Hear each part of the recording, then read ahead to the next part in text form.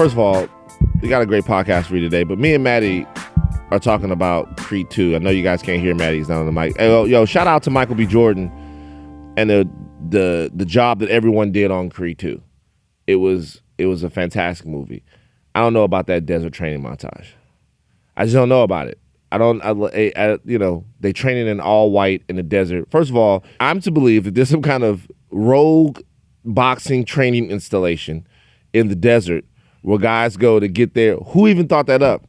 Like this, so out in the middle of the Mojave Desert, it's just I've been to Vegas a million times, and I just never drove by a bunch of dudes boxing training in the middle of the desert. I've never seen it. It's possible that it's out there, but I've never seen it. But the movie was great. Go see Creed 2. Welcome to the Red Pill Podcast, where we give you the brutal reality of truth. Today, we have comedian Michael Yo. You've seen Michael Yo all over the place, man. He was on Chloe and I guess Courtney Take Miami back in the day. He was the one of the first people that got Khloe Kardashian into radio. He was on Chelsea Lately. This is one of those Swiss Army knife guys that you see everywhere, but he is also and actually first and foremost a very talented stand-up comedian whose special Blasian drops today. Me and Michael talk about a lot of things, what it's like to grow up sort of with two differing sort of backgrounds. He is both black and Asian. We also talk about how diversity is changing things in comedy. Michael had some very strong opinions about what regular white dudes that are doing comedy now have to do to sort of make it in comedy. There's a lot of diversity out there. There's a lot of differing faces out there. Women are coming up. Ethnic people are coming up. And the question is the age of the regular white dude in stand-up comedy over? Michael had a take I did not think that he would have on that. Listen, fun podcast, very good discussion. Michael Yo also has a television show that is coming out on Fox about his experiences dealing with his wife's family, who happen to be very conservative, actually Trump-loving people. He is not. He's on the other side of that. I'm interested in how that goes down in your household. And when we talk about diversity and sort of people from differing backgrounds, we all want that, but how does it really look in action? How does it really look when your wife is of a different race than you, when your son is mixed race, when you're mixed race, when there is true diversity of everyone sharing love and thoughts and all of that? Is it easy? Is it hard? And how does it factor into his comedy? We're gonna have a great conversation with Michael Yo, but I do want to talk about something that went down on Twitter this weekend involving NBA star Dwight Howard. So first thing is that we here in America, freedom and justice loving people, are working very hard to try to make sure that everyone's experience is represented and respected. And when you do that, you fight the socialization that you were brought up with. I'm from Baton Rouge, Louisiana. Shout out Baton Rouge. And I'm not going to act like I grew up in a place where people of different sexual orientation were met with very much love or acceptance. But through, my growth and maturity, I've come to understand exactly what people of the LGBTQ community really go through. And if we're going to have the society that we want, we have to have everyone empowered to live their truth. It's insanely important. I feel like things like what happened to Dwight Howard this weekend rail against that. Quite frankly, they're detrimental to that idea of society that we want. I'll tell you why.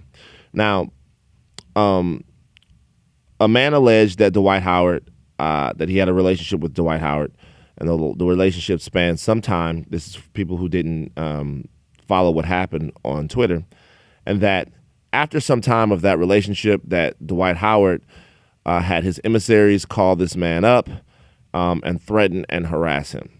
The first thing we should say this is if in fact Dwight Howard had anyone call and threaten and harass anybody, that's disgusting, criminal, abhorrent, and whomever would be involved in that should be prosecuted to the fullest extent of the law. And for anyone out there, if you feel unsafe about any specific relationship that you've had with someone, or if there's someone that you feel is making you unsafe, then you should contact the authorities immediately and deal with that situation. And when I say deal with it, I mean be aggressive in making sure that it's safe for you to walk up and down the street. And I know that things like that have happened in the past, and I'm not trying to belittle them.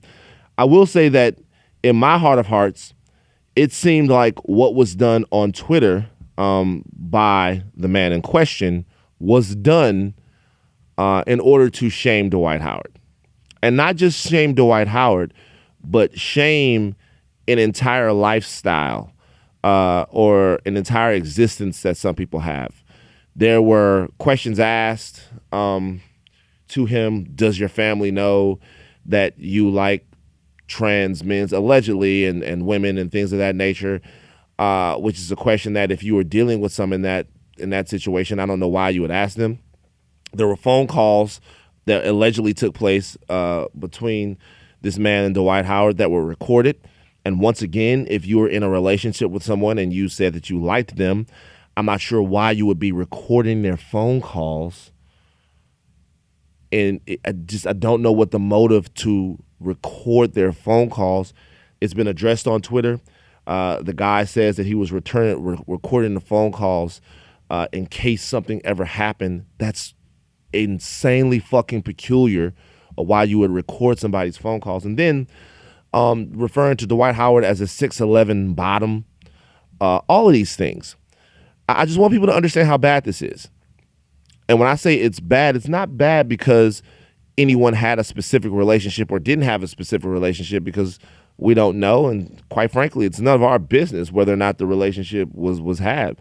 It's bad because you shouldn't be able to take somebody down or embarrass them on Twitter based upon what they like to do sexually.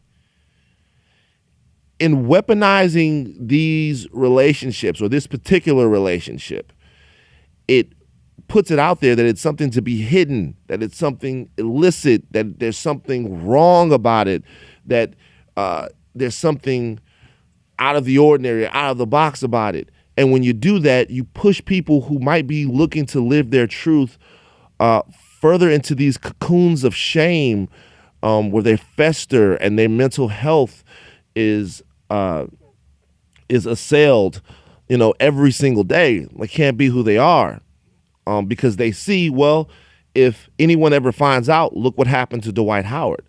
Look at how Dwight Howard's getting joked on and goofed on and all of that stuff. I'm not saying that all of that stuff isn't funny. I'm not on the pulpit. It's not a holier than thou situation.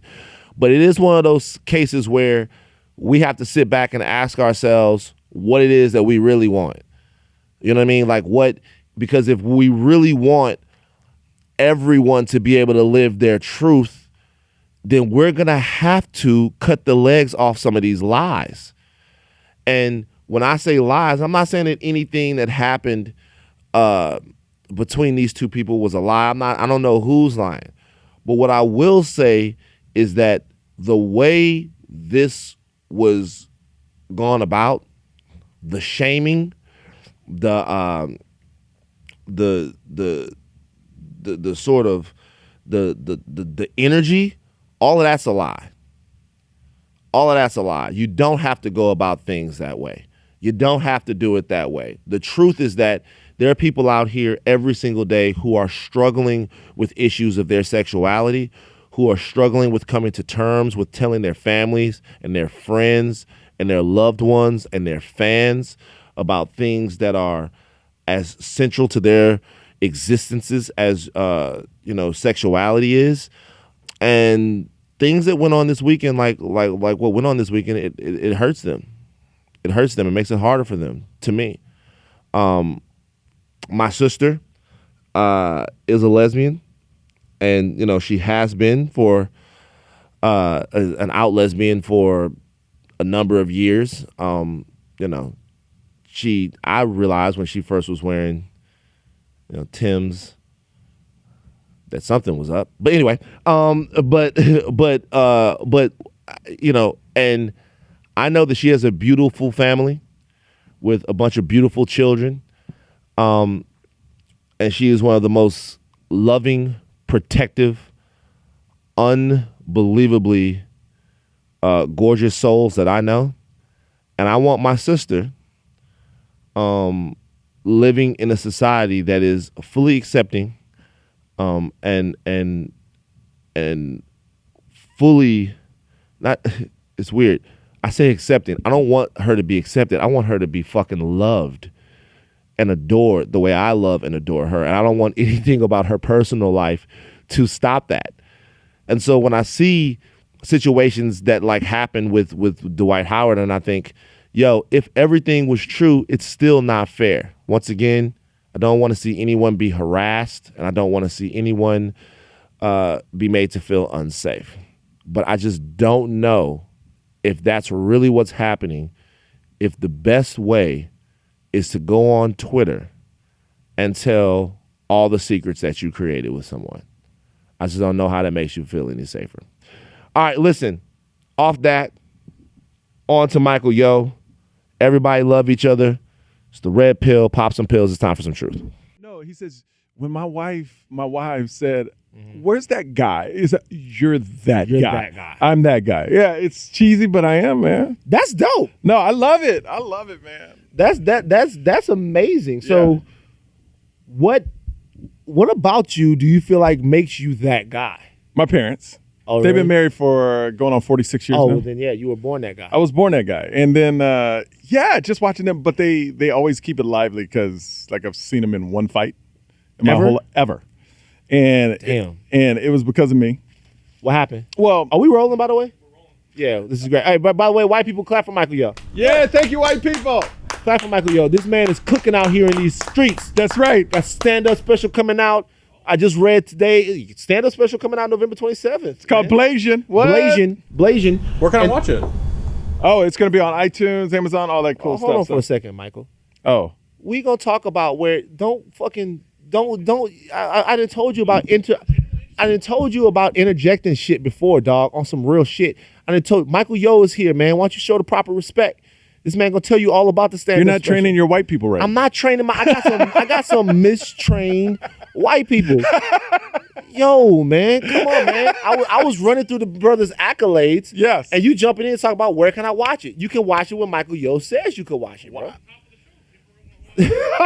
No, but seriously though, you can watch the stand-up special. It's coming out on iTunes, Amazon, Comedy Dynamics put it out. So I'm really excited about it, man. So is this the new way because we're also going to talk about the show that you have coming out with Fox. With Fox. Yes. So is this a new way to do the comedy situation in terms of rather than wait for an HBO or a Netflix or even a Showtime to come to you to shoot your special and then just cut out the middleman and give it to the people? Is that the new way of doing things? It's a thing where for me how it happened is IMG bought my special. Okay. And then Comedy Dynamics shot it. And then they worked out a deal where Comedy Dynamics put it out because Jim Gaffigan just put his out. He didn't go through Netflix. So the new thing is if you're not that Dave Chappelle, Chris Rock, my boy Joe Coy, who I love, he's my mentor in comedy. Right. He blew up off of Netflix. So it's a thing where Netflix. He introduced you at the beginning of the special. Yeah. And after his Netflix special came out, game over for him. Like it's through the roof. Sure. But if you're not on Netflix, you can look at it two ways. You could be like, oh, I would love to be on Netflix. And then the other side is like, they got so much comedy on Netflix where people find it. And I like controlling my own destiny. What I wanted to, and be honest, what I wanted to get picked up by Netflix? Absolutely. Yeah. 100%. But if that wasn't the case, this is the next best option. And no disrespect to anybody else, but this is the next best option because you control the content. You know what I mean? Is HBO not a player in these situations? It used to be that HBO was the big place for the stand-up. I don't even know if they're shooting comedy specials anymore. I haven't heard of them shooting comedy specials in a long time. And I've had a couple friends do Showtime, but my thing is like I really wanted to put it out and control the narrative because like you, I'm on so many different platforms. I got 2 radio shows. I'm on Wendy Williams all the time. Stand up. So every market I go into, I can promote my special where they go to michaelyo.com or they go to iTunes or they go to Amazon. If you do it on other networks, I've had big friends with that are known in comedy doing from other outlets, Right. and nobody goes to their apps to watch it. If you don't see it the first time, you don't see it. Right. And I've learned from what my friends have told me. And I'm not going to name networks or anything like that, but it's a thing where it's like, hey, it kind of disappeared. They aired it, and then now it's gone, you know? Take me inside of stand-up comedy, and I'll tell you why I asked this question. Because there seemed to be in the last year and a half, 2-3 years, look how I did year and a half, 2-3 years. There seems to be more talk about the inner workings of stand-up comedy, meaning you had Monique come out and discuss what goes on The money, Netflix. the money part, yeah. Then you have sort of Kat and Kevin Hart going back and forth about my special did this and this special did this.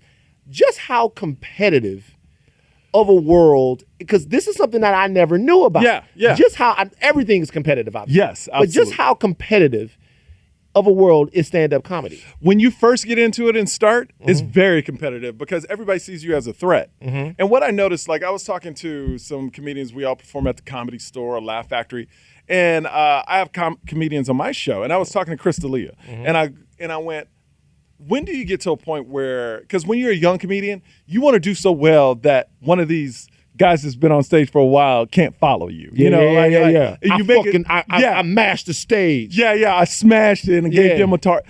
But once you're established and you know you're good, you don't even worry about shit like that anymore. You just want to do your thing. Yeah. And that's the mindset. So it's competitive when you first get into it because everybody has opinions about you. Yeah. Like I remember when I first started, Joe Coy is my mentor, and people would go, you don't want to follow, you don't want him to be your mentor. He just sings.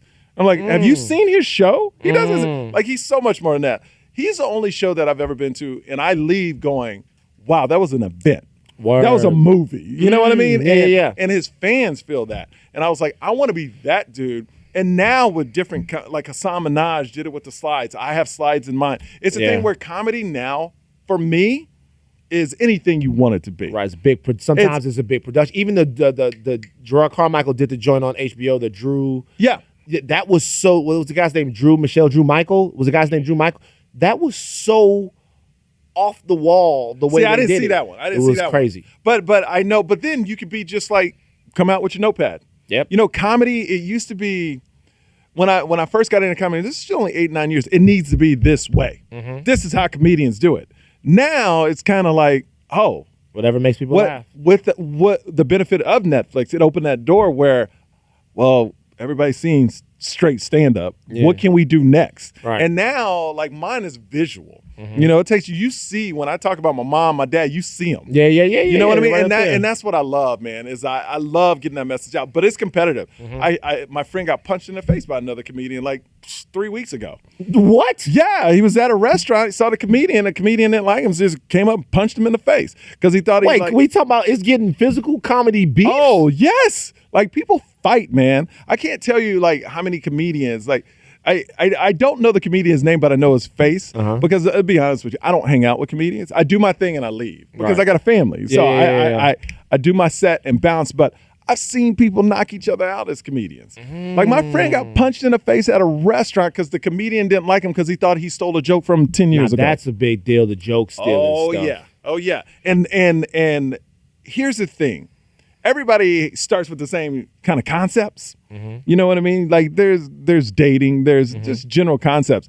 But you know when somebody stole somebody's stuff. Yeah. Especially in the comedy world, because now with clips, they just throw that shit on. Right. Like, oh, no, you did this. How much of it is actual joke stealing and how much of it is, because I would imagine. Similar concepts? Yeah, because it didn't used to be that everybody's comedy was as easily accessible as it is now. So if Trump does the border wall, obviously there's going to be two comedians somewhere that are going to come up with jokes about the border wall. But there's comedians that, like, I mean, Joe Coy has this bit about drunk girls. You can watch that clip, and then you can type in drunk girls and other comedians, and their bit is exactly like Joe Coy. That did he? I don't want to know the same concept. Yeah. But when they're laid out the exact same kind of way, you start thinking, you're like, homie. And so that's my thing is like, okay, did they steal it or did they have the exact same thought pattern. I don't know. But when I watch it, I go, man, it's very similar. It's very similar. Let me ask you a question, because I have a friend that's a comic. He's a very funny guy. His name is Andrew Schultz. Okay. Andrew Schultz, you guys know Andrew Schultz, very talented. Andrew Schultz, host of Brilliant Idiots podcast, one half of with my other homeboy, Charlamagne the God. He's a provocateur. Okay. In every single way, he tries to get under your skin and make you think. But there's something about Andrew that's interesting to me, is he's a regular white guy. And I'm starting to wonder if comedy is moving past the regular white guy.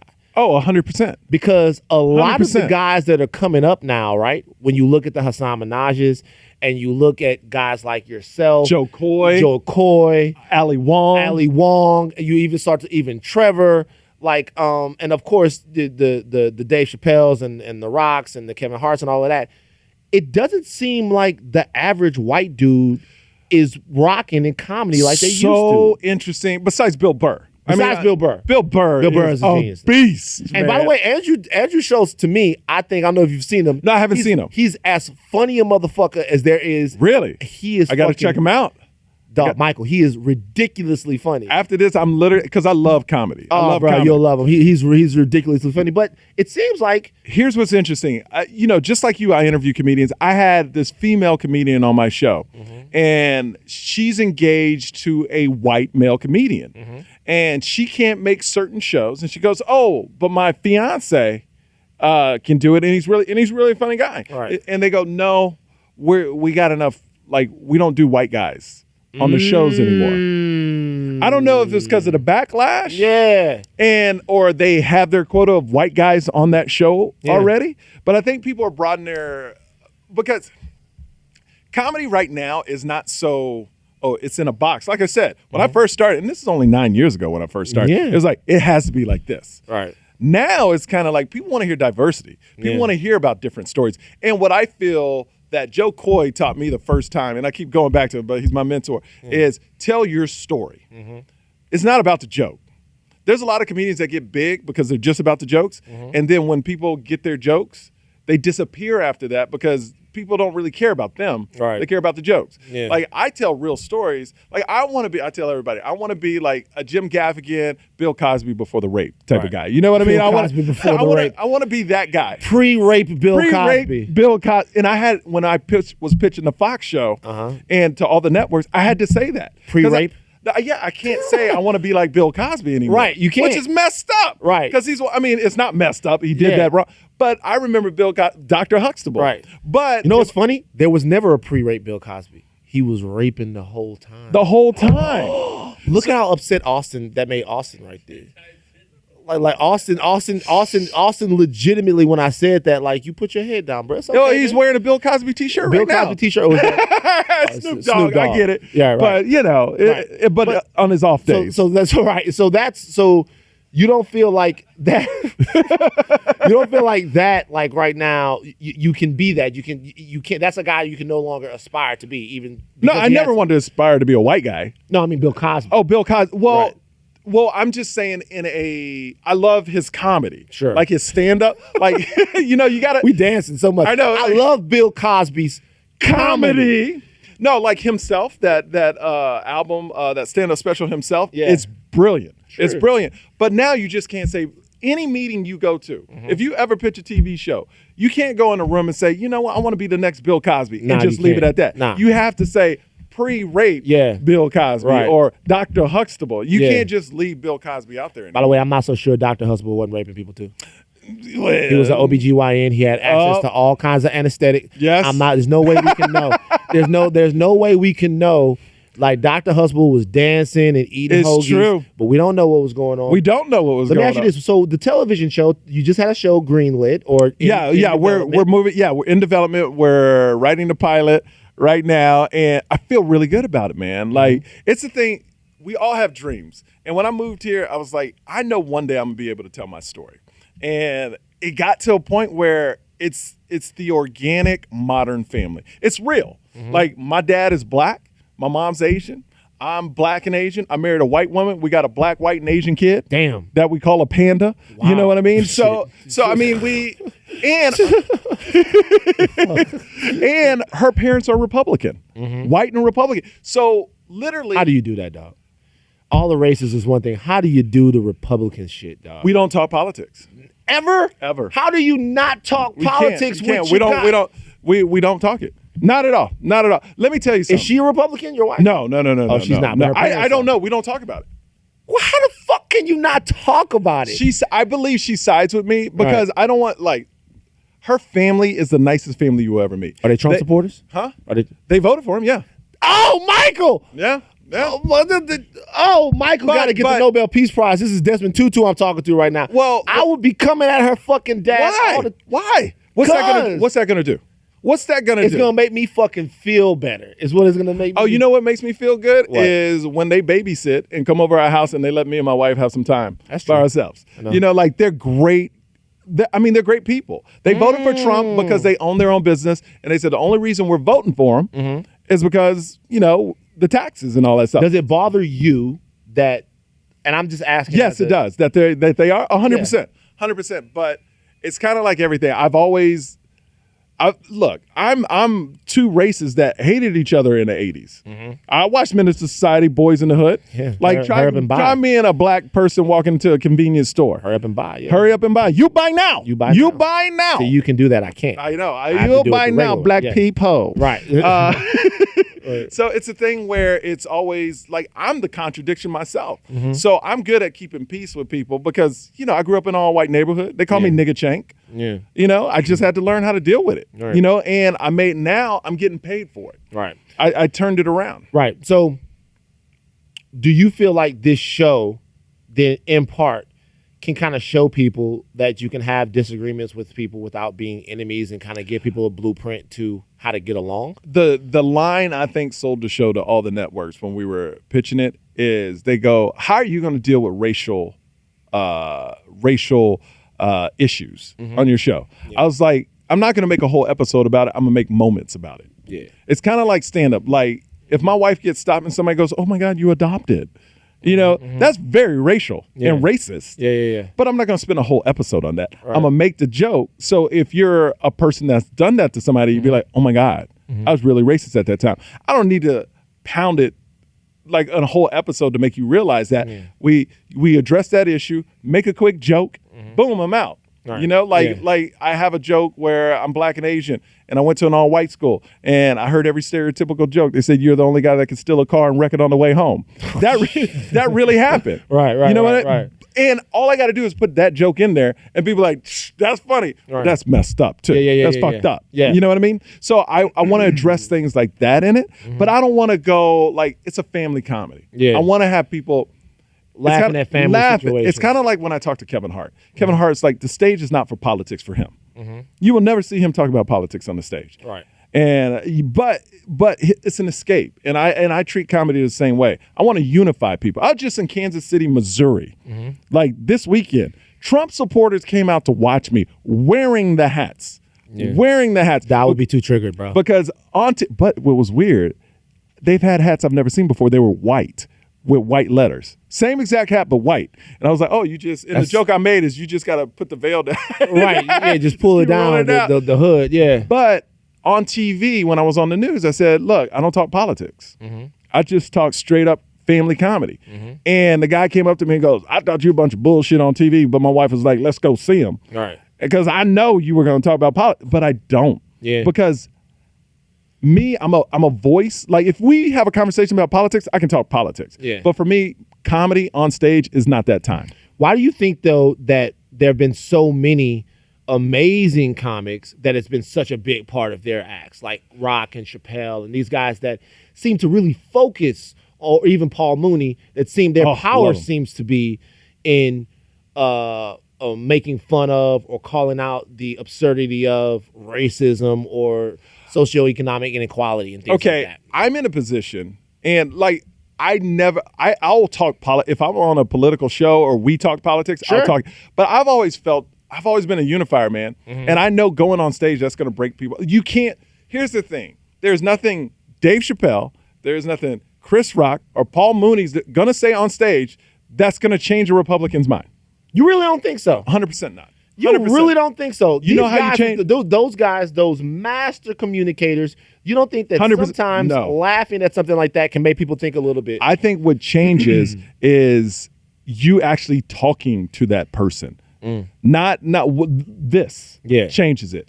Me watching, like if I watched a Republican comedian on TV, it does not matter what he says and all the good things Trump did. He'd have to be funny as a motherfucker. No, I mean, okay, let me reverse it on you. If there was a funny ass, let's say Bill Burr was a Republican, right? Which would be a tragedy. But he's not, obviously. Yeah. But he's funny as Bill Burr. Yeah. But all he did was talk about being a Republican. You'd be like, he's funny. Yeah. But I'm not going to be a Republican. I got to be honest with you. It's not even so much Republicans that I have a problem with as Trump supporters. I get what you're saying.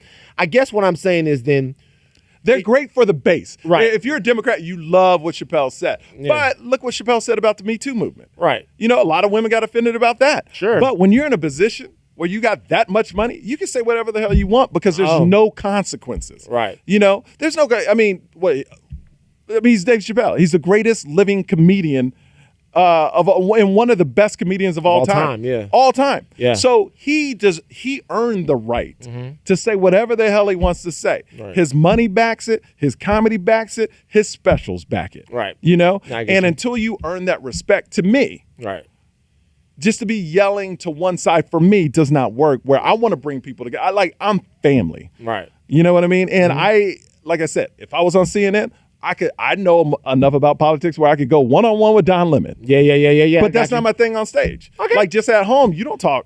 I'm sure you work for TMZ, but you're not at home talking TMZ all day. As a matter of fact, the number one way you can annoy me, I've never said this on the podcast before.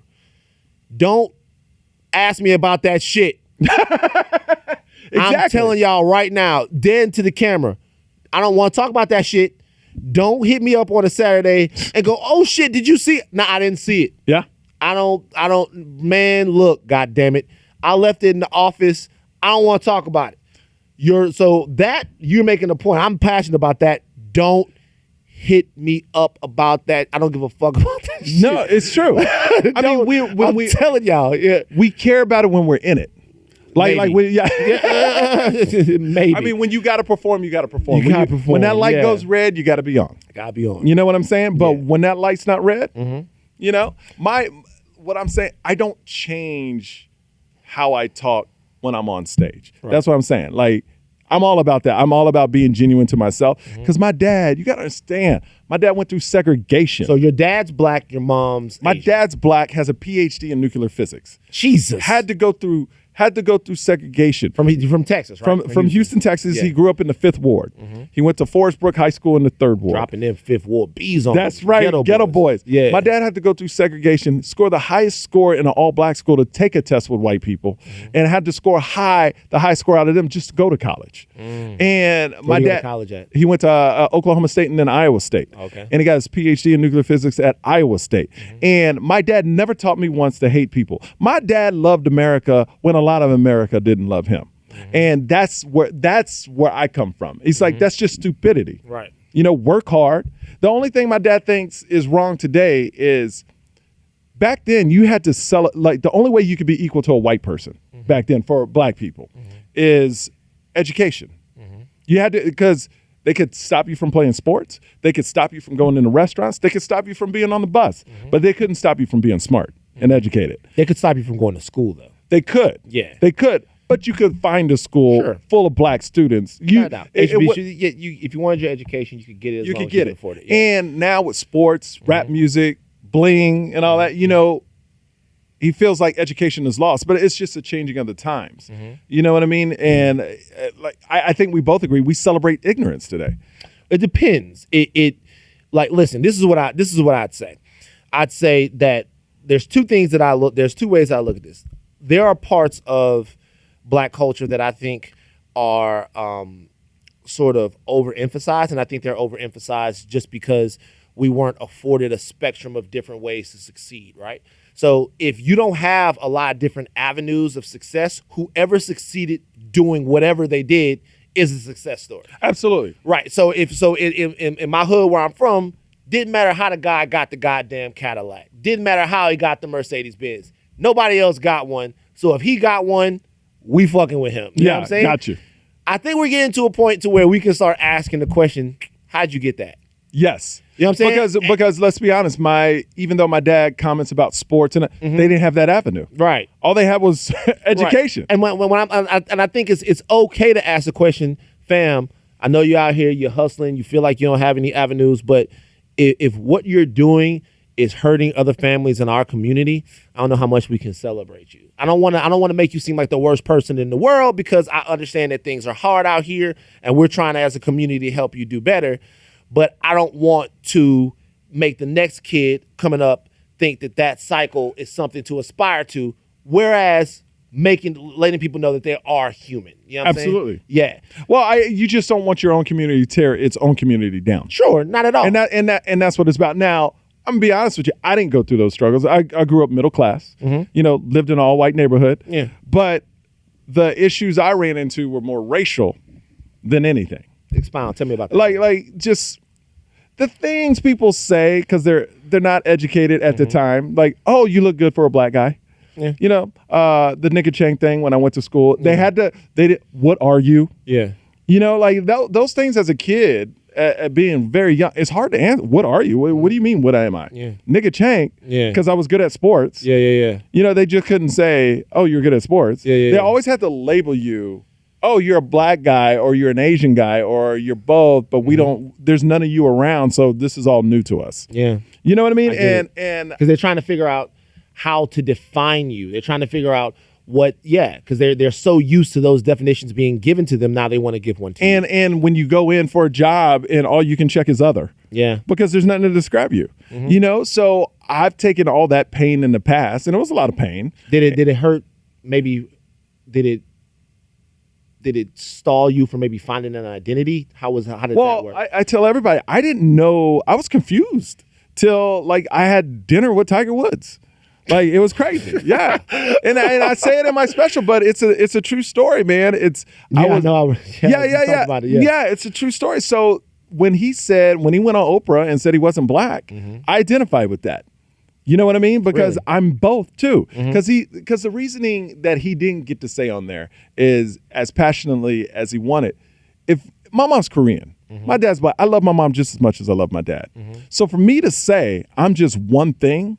That's disrespecting my mom. Sure. You know what I mean? I know how America sees me, though. Say if you're running down the street with a TV in your hand, you black. But if you run it, yes, yeah. I'm just saying that, and that's the kind of the thing that we we get with Tiger Woods is you're Caucasian because you're a golfer. Yes. If the shit goes down, you're black, nigga. You one of us. Yeah, and that's what I talk about in my special. Yeah. And it's the thing where my dad always. He wanted me to know I was black. Yeah. And I know people. It was important to him. It was very, because of the struggle he went to. And I embraced that. But I also know growing up in my house is my mom was the one home with me all day. She's the one that taught me the lessons. My dad was the worker bee. Right. He would come home, he would leave at 8 a.m., come back at 6:30 at night. Crunching numbers. Just crunching numbers, doing all kinds. My dad's fascinating. He worked for Exxon. Didn't like having a boss, taught himself how to fix TVs when they could fix them, and he just opened a TV repair. He's that smart. He's just like, I'm gonna make TV. I'm gonna fix TVs. Right. So it's a thing where my mom was at home, and I know how America sees me as black, but I can't say I always have to claim both sides. I'm black and Asian, and if anybody asks me what I am, I was like, I'm black and Asian. Man, that's I'm black and Korean. Yourself. Yeah. So I have this thing with mixed people. Here it comes. This is the thing about mixed people. I don't know if I've told this story on the podcast before. Okay. So my Uncle Hal, my mom's brother, he married a white lady. Okay. And then they had my cousin Little Hal. And I remember Little Hal, I never forget this very mind-bending moment in my life. So I go over to Little Hal's house and he says, yo, just wait for a second. My cousins are going to bring the Nintendo over. For me, cousin meant black people who are your family. That's what a cousin meant. Yeah. When a bunch of fucking white people showed up at the door and he was like, those are my cousins, I was like, how in the fuck could these be your cousins? It's like, it's my mother's sister's children. Yeah. What are you talking about? and it was a bunch of white people at the door. That freaked you out? What? Like, of course it freaked me out. I had no idea that one could have white cousins, especially one that was somebody that was related to me. Like, this is my cousin. I mean, yeah, you're a little light skinned, but you actually have white people in your family for real. What was learning about being mixed like? Like, forget about what was, because it's like, what was for you? That was my first time.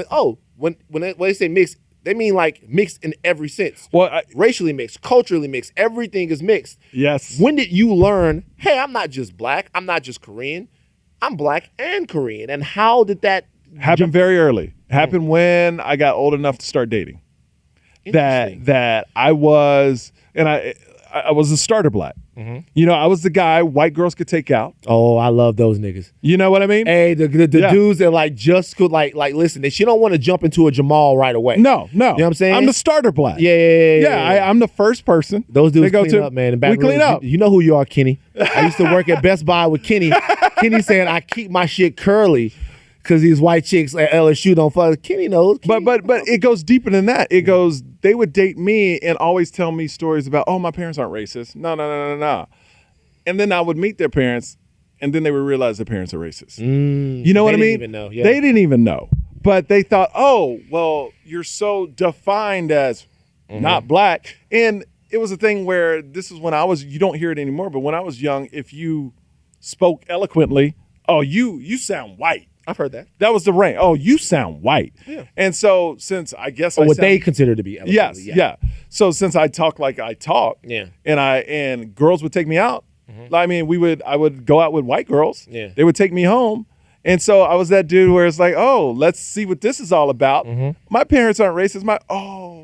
They are racist. Yeah. You know, I'm great as, we love Michael. He lives down the street. He's the star athlete at our school. He's a great guy.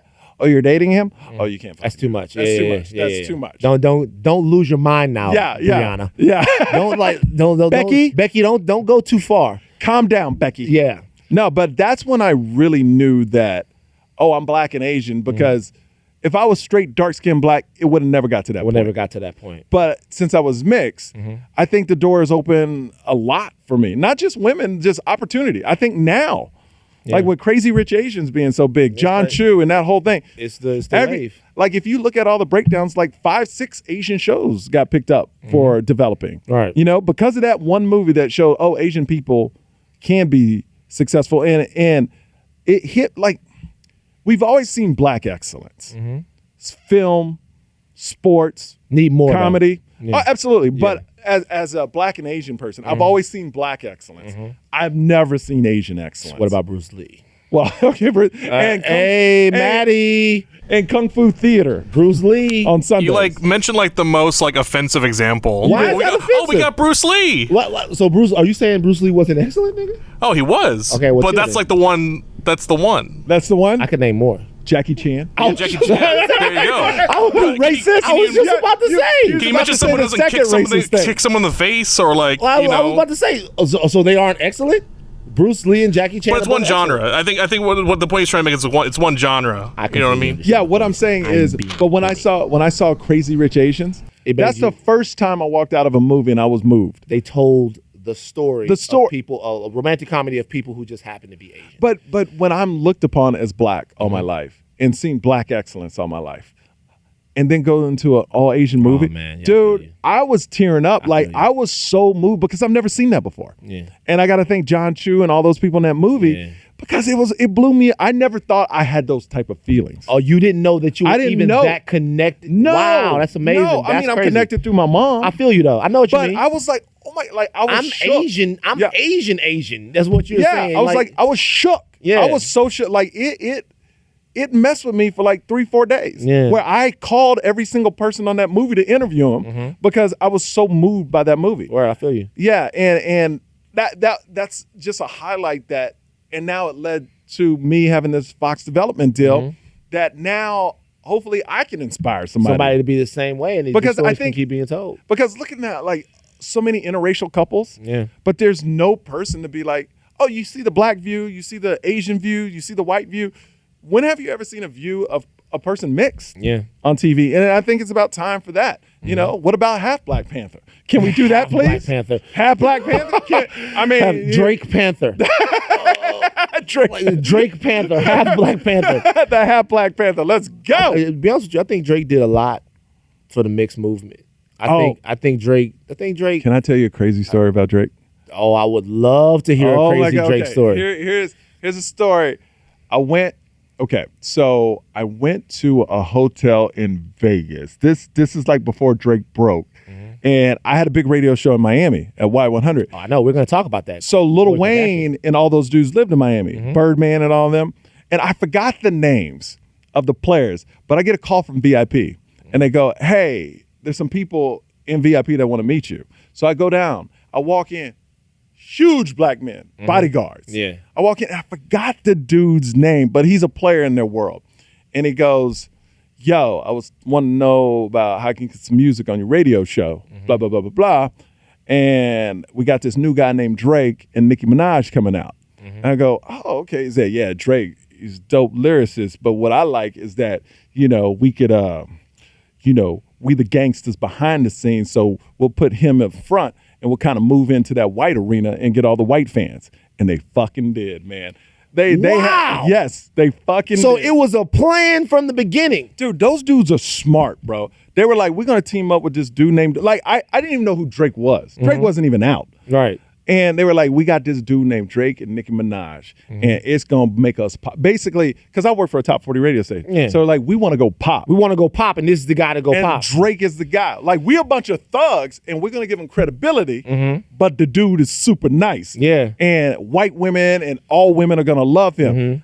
This is like 2 years or like a year before he even came out. Now, so whoever those guys were, and I think I know who they were, by the way. It's the guy that signs all their book deals and all that stuff. Like, I know who you're talking about. Like, so that guy has amazing foresight and vision. You got to have vision. They saw it. Like, he explained to me what was going to happen. Right. And he was going, hey, when this music comes out, I just want to know if you could support it, blah, blah, blah. I was like, yeah, we'll talk when I hear it. You know? It was very nice, very intimidating because of the big guys. But when I saw Drake break, I go, this was not an accident. Nah. Like, they had a vision. Right. They knew exactly what they were going to. And to be honest with you, I don't know if Lil Wayne and them are the ones that break Drake. I don't know, but they were. I mean, they were? They were the ones that told me about this plan. Well, the thing about Drake is that, I mean, he's kind of like, so he checks all the boxes, right? Yes. And so being that he checks all the boxes, it is very easy the music is incredibly digestible. It's pop. He can rap his motherfucking ass off. Do not battle him. You will get crushed. Unless you push a T. Then he'll come on. Then he'll crush you. Oh. Push a T. I still believe. Mopped Drake up. Maddie. What's up? Who won, Pusha T or Drake? Are you saying because Drake didn't make a comeback? I guess Pusha T kind of won, but I like that Drake didn't respond. Why do you like that Drake didn't respond? Because I thought it was because it was a smart thing to do. Why was it the smart thing to do? We're talking about hip hop. Don't get me started, Maddie. We got Michael Yo here. Don't get me started. No. But he didn't respond because what's his name from Houston? Jay Prince. Jay Prince said, "Don't respond." And when Jay Prince say, "Don't respond," I get it. You don't respond. Shout out to Jay Prince. We had him. He sat right in that chair that you're sitting in right now. But let me be honest with y'all. Y'all really feel like, and this is no disrespect, what happened. It's over. Scorpion dominated the summer anyway. Yes. Didn't fucking matter. Didn't matter. One of the most public losses, one of the most embarrassing diss songs ever. Scorpion dominated the summer anyway. Drake's untouchable. You can't fuck with him. No.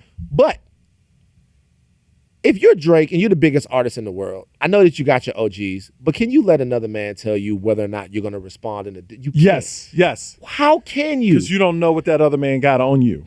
Well, and you don't know Pusha T.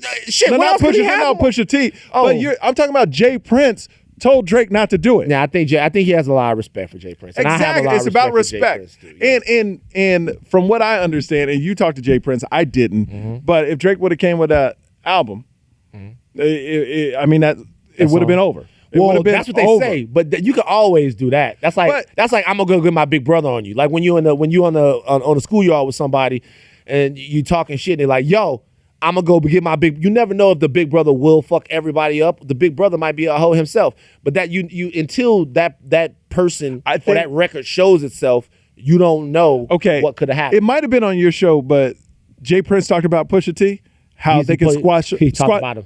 He talked about how you can squash him. I think that was on the Breakfast Club. Okay, well, shout out. But like, come on now. If this dude is publicly coming out against Pusha T and saying that, yeah.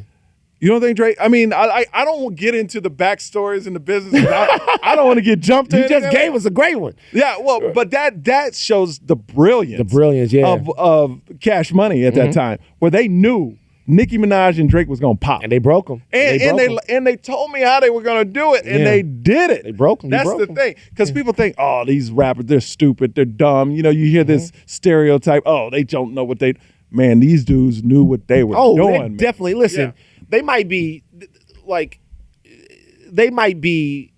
uncouth in terms of what some people think intelligence or education is, but they are ridiculously smart. You cannot be dumb and build what Birdman has built or what P has built. Shout out to P or any of those guys. You can't be dumb. No. You might not understand the syntax and the language in which they speak, but that's because they have experts in linguistics in the communities that they're in. So definitely, I want to ask you about something else. You brought something up. Khloe Kardashian. Yes. You mentored Khloe Kardashian? I was on her. It's interesting. I started radio.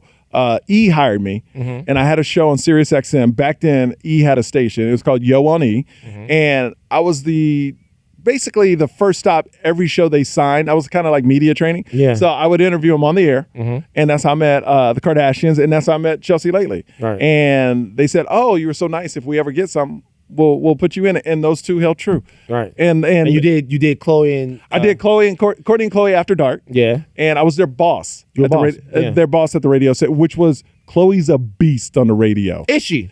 A beast. It was all sex talk. But let me tell you, man, I've never seen so many phones go crazy for her. What's the craziest sex thing Khloe ever said?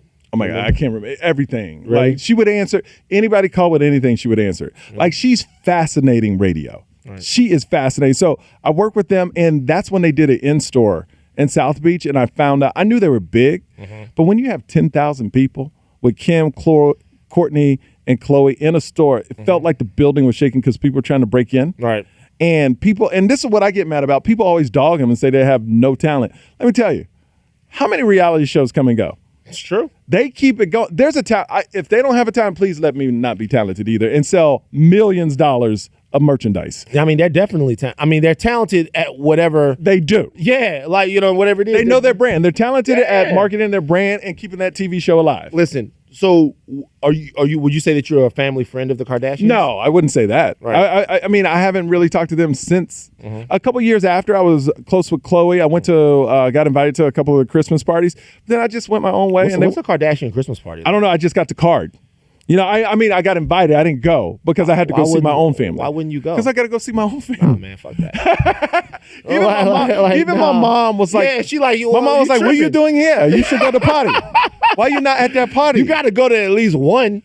Nah, if you had gone to one of those parties, man, you might have one of these Kardashian babies now. Like it might have been like you know what I'm saying? I'm sure you're very happy with your wife. I'm very happy with my wife. It could have been you and Tristan and Scott all chilling, bro. Nah, I'm good. I'm good. Man, I like to keep it like my family life. I love to post pictures. Yeah. I would never do a reality show, though. Never do a reality show. Why is that? It's not my thing. Like, I like putting out what I want to put out. I was about to say, for someone who wants to share so much of their experience, it seems like a reality show wouldn't be that foreign of a No, it is because I want to be able to control the narrative. Control the narrative. And I want to get out the message because we know reality. If there's no drama in it, literally I go to bed at 8:30. I am no drama. Right. Like I do my show, I do stand up and go home, see my wife and kid, hang out, and go to bed. It's Kardashians nice people? To me, they were great. I've never heard anything like I can only speak for Chris, Rob, Bruce at the time, Khloe, and Kim. The nicest people to me. I've never seen them treat anybody else bad. Right. But to me, they were like a family. Like they welcomed me in. Wow. And for them to trust me to be on their show, Courtney and Khloe, to launch because it was a spinoff, to help launch that, man, I'm forever grateful. And that put me on the next, everything bumps you up a little bit. Yeah. And that put me on the next level where now people started to mess with me. They're like, oh, okay, and they were the hottest thing. And it was like, oh, you with them, so now we're going to put you in this. Yeah. So in Chelsea, it was the same way. Chelsea lately at the time, like it was the hottest show on TV. It was. Yeah. It absolutely was, man. She was American Idol for comedians. If you went on that show, look, I started comedy on Chelsea. I only had 20 minutes. I would bring comics with me to fill up the time. I would sell out shows because I was on her show. She did that much for stand-up comedy. Wow. She was the American Idol for stand-up comedy. Chelsea was that strong. Yeah, she was. That was a fantastic show. Like, for me, I watched this documentary about Johnny Carson. I did too. Did you see that? It's fantastic. See Drew Carey crying because like he got over to go over to meet Johnny Carson and stuff like that. At the point now, you mentioned Chelsea. What is the moment that you know a comedian has made it, that they've broken through? I don't think you ever make it. What do you mean? I don't think, because it's not the Carson moment. It's not the Chelsea Lately moment. There's no moment you can point to. It's not going viral. No, because you always have this fear of the next day you're not going to be funny. At least the comedians I know that are big. Right. Like comedy is the only thing that you say a joke, you put it on the special, they don't want to hear that joke anymore. Right. So now you're under all this pressure. I interviewed Eddie Murphy when he came out with that last movie where he played a serious role. And I was go, why haven't you come out with another special? Yeah, it's not since Raw. And I compare it to the Dr. Dre, why he never came out with Detox, is because his first two were so great. And to do that again, you have to give up a lot of your personal life. Because people don't want, like Chris Rock, he talked about his divorce. There's a lot of stuff that went on with Eddie Murphy. And for him to shoot a comedy special and not talk about it, he's not at that place where he wants to talk about it. Do you ever wonder that you don't have enough scandal? Because it seems like the greats have scandal, Michael. I watched your comedy special. You're a nice guy. You're a fucking nice guy. Like, yeah. I'm watching the comedy special and I'm laughing, but at the same time I'm going, oh, this is a good person. You know what I'm saying? Like this like it made, like when people come up to me after and go, oh, it's an emotional roller coaster. I felt something and I laugh. It's a different, like no scan. You know, you hear comedians have to be depressed and all that stuff. Yeah, they got to be fucked up. No, I don't know. I love life, and the reason why I shot this special, to be honest with you, is my biggest fear is my son not knowing, because he can't fully comprehend. He's 19 months, not knowing how much I love him, and sharing a moment with my family on stage. So 30 years from now, he can look back on it and go, my dad really loved it. And that's why I did it, man. It's and that's why hardly ever you see people's parents in a special, but I wanted that, and I wanted it on tape so my parents could know how much I loved them and went through that struggle, and how much I want my son to know, man, I did this for him and I loved him. And look, who knows when you exit this earth, but if it happens before he can actually fully understand me telling him I love him, at least I put it on tape. Oh, that's incredible. Listen, there's a spaceship heading toward Earth. Did you see that? What? Did you guys see that? You saw this? There's a spaceship heading towards Earth. So there's a spaceship heading towards Earth. So this is true. No, it's not. You messing Michael, with this is true. A spaceship. Michael, this is true. Wait, like a spaceship we put out there? So listen. Oh, here we go. So listen. Here we go. Michael doesn't trust me. so there's a spaceship. So what it is there's an asteroid, right? And they were looking at the asteroid and the trajectory of it and the way that it's flying and sort of the properties of it. Guys at Harvard are like, we can't be sure that this thing that we thought as an asteroid is not actually a reconnaissance vehicle from outer space. This is true. This is in the New York Post. You guys saw this morning. When was it? This morning? Okay. Yeah, we talked about it. So we can't be sure that it's not a reconnaissance vehicle. I'm going to ask you a question. So yeah, let's say, and by the way, I desperately hope that aliens are coming. I hope the aliens, I tell you why. I hope the aliens are coming because the world is so divided right now. The world is so divided. The country is so divided. Everybody hates everyone. The one thing that you can unite us all is if fucking aliens show up. Think about it. And they're showing up on Election Tuesday. Right. If aliens show up, we'll forget about a lot of this petty shit quick. Well, we got to band together and stop ET from fucking up the whole situation. It's like Arrival, or it's like even Independence Day. The only time people come together is in tragedy. Is in tragedy, right? It is so I true. hope that they're aliens. So let's say this. So I always ask these questions that are wildly inappropriate. I'm going to ask you. Bring it. Aliens show up and they go, listen, we're aliens. And I understand what they're saying. You can understand. Okay, Because great. They speak English. It's not that they speak English, Michael. I just want to get it. It's not that they speak English. It's that they've come all this way and they figure out a way to translate things and make us understand. Okay, gotcha. Because they're flown along. They're aliens. They're aliens, right? Yeah. They can do anything. And they say, listen, we're going to destroy the earth. Yes. But we need one group's cultural contributions to make us realize the value of humanity. But it can only be one group. What do you mean one group? One ethnic group. We need like you choose an ethnic group, and we're going to take the cultural contributions of that ethnic group and make them speak for the entire nation, for the entire world. Okay? Uh-huh. And they come to Michael Yo and they say, you have to choose between black people and Asians. Which group are you going to put it on the line? To accept. And Right, the other so- ones get eliminated. No. The other side gets eliminated? No, this is for the fate of the world. Fate of the world. So it's either all the music, all the art, all the political culture of black people and African people, or all of Asian people, and based upon the merit of this group, the world's going to be saved. Who are you really riding with, Michael? Ooh, that's a good question. I've never been asked that before. Of course you haven't, because Well, these why- are the questions but that let me- I only come up with wildly inappropriate on the red pill. Let me ask you this: why can't I just roll with the mixed people and get rid of each side and just they have to be blended people? See, then you bring Drake into the situation. Why can't they all just be blended? What if I roll with everybody mixed and not roll with just one or the other? And I'm just with mixed people. You know why? Because these aliens, these aliens don't understand the concept of mixed. They're very binary creatures. They want you to choose. Which one are you I choosing? can't choose. He's not choosing. I knew he wouldn't choose. I can't choose because I love both sides of me. You know. But Because I'm that nice guy with no scandal. Remember? I'm that nice guy with no I'm trying scandal. to get Michael Yo to say, yo, man. I know. After this, I because I interview people too. After this, he's gonna say, I mean, we ain't got no clips. That's not true at all, Michael. You gave us a lot of shit. Okay. You don't even know. That's how good I am. Yeah. This has been a great. What are you gonna say? I have a question for your situation. Give it. Are we cooking them a meal? Oh, In this situation. Now, if you want to talk food, That's what I'm saying. It's all But no. culture is all the food and Then you got to everything. go Asian. See, me and Maddie have this situation. Maddie is part Japanese. Maddie thinks that Asian people cook better than black people. because if you go to a restaurant, the Asian people are cooking the black food. Here's my wait. I'll give you the expansive reason. Listen to this racism from Maddie. I think got Japanese Michael Yo people, when they focus on one thing, they master it, right? And there's been examples of this. There have been Japanese people that were born in Japan. They go to Naples, Italy, to study pizza. They bring it back to Tokyo, and somehow it's the best pizza. People internationally agree that it's like culture, though.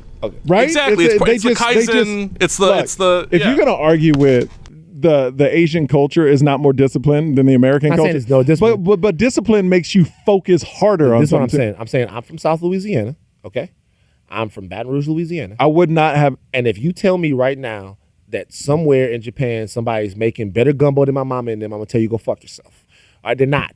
No, the best gumbo in the world is in South Louisiana. I don't care what you say, Maddie. Maddie told me, Maddie trolls me with this. Maddie comes up to me like, 'Cause I believe hey, it. Van, check it out. But I got what some he's Asian saying- A2 hold fake on. for you. We put ramen in it. I know, No. But what he's saying, if a Japanese person went to where your mom's from, learned the culture, they would make better gumbo than that's your mom. wild. Right? No 'Cause they way. were Yes. focused- that's No what he's way. saying. You know why? Because Van, what kind of car do you drive? I just got the test. Well, you okay for every podcast up until this point. You've mentioned that you drive a Honda Accord. Trusty, dependable Honda Crosstour, yeah. So why do we drive Hondas and Toyotas in America? Oh, We drive them because they're making cars that are more efficient over there. That's different. And affordable. Ding, ding, Okay, ding. You won. that's different though. No, put your mic back up. Ain't no ding ding ding. Ding, ding, ding. I'm out. Like put your that's different. Culturally in South Louisiana, there's a lot that goes into the food, and it has more It to does. do than putting parts together. does. I agree. So there's a lot that goes into the food. First of all, even the land that we come from, all of the things that have been handed down. My mom makes gumbo off memory, dog. No measuring cups, all of that stuff. That's years and years, generations. Fuck you, Maddie. You're not just gonna tell me that. I'm getting upset. Back to Michael Yo. Yeah, gumbo, Fifth Ward. My aunt makes the best gumbo too, so they have to have a face-off. Well, they're from St. Martinsville, Louisiana. Oh yeah, well, right around the corner. Yeah, there you go. Listen, you're a fascinating guy, bro. Yeah. I'm actually very excited for all your success, man. I think that I poked fun at this earlier, but I think it's very important for people to see that a nice guy can actually finish first. That's what I'm saying, man. I know I'm being serious. Because we always say, here's the thing, man. We always say that. We always say, hey, good guys finish first, but we know in Hollywood that don't happen. Yeah. But now I feel it's actually with everybody getting busted for being awful. Mm-hmm. I feel that this is the first time where it could actually hold true. Mm-hmm. And I think there ain't no skeletons in the closet. No. Nobody's coming out saying Michael Yo grabbed that ass back in 71. No. They would have done it by now. I mean, I'm not big like these people, but no. Because I just want to, it's going to sound so cheesy, but I just want to put love out there, man. Bro, I just want to unify people.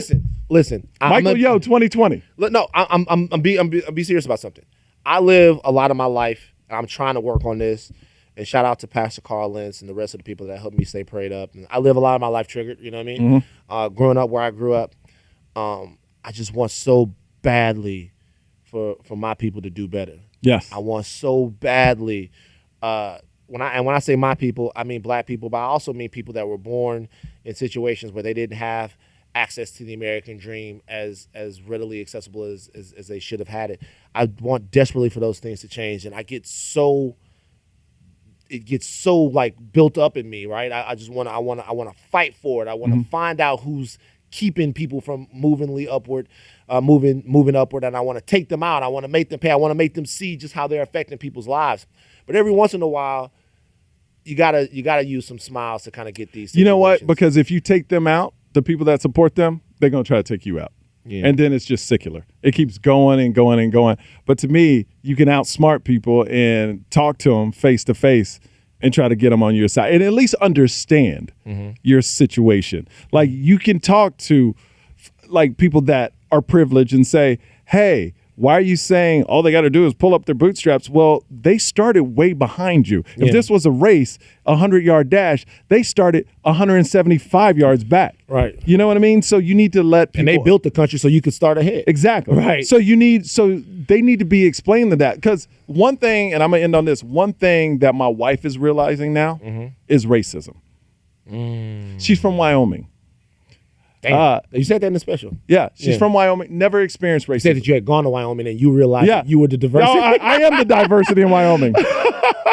But now she's looking through the lens of our son. And she, quick story here. We go to Vegas. We get pulled over. The guy goes, so she's in the back seat with my son. Cop pulls me over. Yes, sir. Mr. Smith, here's my thing. Sorry, I was speeding. Yeah, well, our plane caught, whatever, boom, ID, done. Comes back.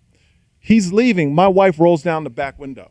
After he gives me the ticket, excuse me, sir, how do you know it was us speeding? I'm like, she was like, because some plane found us. I just saw 3 black cars just like ours passed us. How do you know it's us? And I'm like, baby, it's calm down. It's done. It's okay. Let's move on. Just get out. I'm about to get caught. I'm about to get, this guy's about to kill me.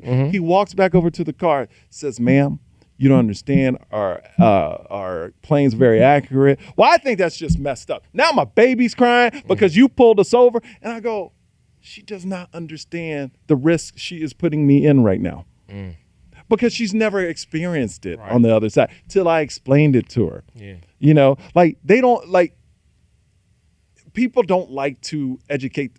If it's not in their bubble and they haven't experienced it, they don't understand it. Rich people don't understand how people can be undereducated and how, schools don't have books. So because you never went through it. So since you never went through it, you never feel anything for it. And that's the problem is we need to put that in the faces of people, but do it in a respectful way, because if you're just yelling at them and they're yelling at you, you get nowhere. And that's where our country is today. I tell people on the left all the time, it's you got to look at the good Trump has done for the country. And let me tell you why. Michael. Hold on. Yeah, you're triggering me. Hold on. Tell me, if Hillary would have won, with 500,000 women unified together and marched. Nah, I get if what you're Hillary would have won, would Americans be going to bat for Muslims like they are? Like, through hate, he has actually Galvanize people that have that love each other and have the same interests. I get it. And that would have never happened before. That would have never happened before. Do I like his politics? No. Do I like him as a person? No. But it's kind of like Fox News and CNN. I read both stories because when I go to war with you, I want to know your side and I want to know my side. know what you're thinking. Where people just throwing out headlines. And that's what the problem is. People listen to it, don't know any facts, throwing out headlines. When Obama's going to raise my taxes, how much do you make, sir? $33,000. He ain't touching your taxes. Right. But since you're just reading the headlines, You think he is? you think he is. So my thing is going deeper than that and actually talking things out and explain it. Yeah, does that work all the time? No. But there's nothing, and I say it all the time, if you're total left, if you're total right, and you're just yelling at each other, nothing's going to get done. Give it up for Michael Yo, guys. Yes! Give it up for Michael Yo. Fantastic interview, man. Dude, thank you, man. I appreciate it, and I love the way you yelled at Kanye West. I mean, that shit was amazing. Like, I had that shit on repeat at my home. Like, baby, look at it. This is crazy. I mean, it was amazing. I but, appreciate you, dude, brother. I appreciate it, man. All right, man. Hey, much success. Can't wait to see where it goes. All right, man. I watched the special. I think it's going up, bro. So give All it up right. for Michael Yo one more time. Yes, yes, yes, yes.